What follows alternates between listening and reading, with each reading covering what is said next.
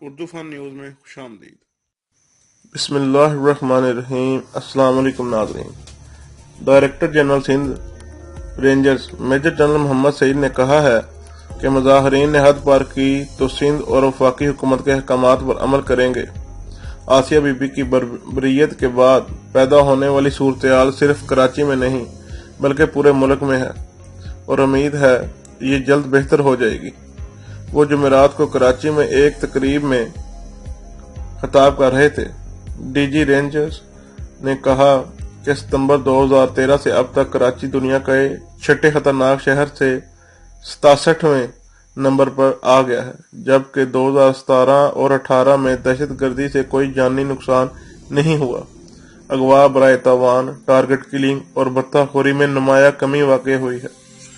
عام انتخابات والے دن کراچی میں بدامنی کا ایک بھی واقعہ نہیں ہوا۔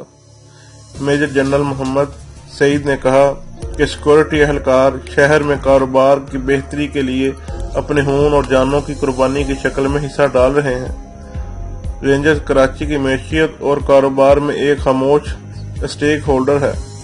جس طرح 5 سال میں کراچی کے حالات نارمل ہوئے، اس کی مثال بھی دنیا میں نہیں ملتی۔ کراچی میں اسٹریٹ کرائم میں 70% انڈر میٹرک نوجوان ملوث پائے جاتے ہیں۔ یہاں آباد برادریوں کو جرائم میں ملوث نوجوانوں اور منشیات کے عادی افراد کی بحالی کے لیے اپنا کردار ادا کرنا چاہیے۔ آسیہ بی بی کی بریت کے بعد پیدا ہونے والی صورتحال پر ڈی جی رینجرز نے کہا کہ یہ صورتحال صرف کراچی میں نہیں بلکہ پورے ملک میں ہے اور امید ہے یہ صورتحال جلد بہتر ہو جائے گی۔ تاہم احتجاجی مظاہرین نے حد پار کی تو سندھ اور وفاق حکومت احکامات پر عمل کرے گی۔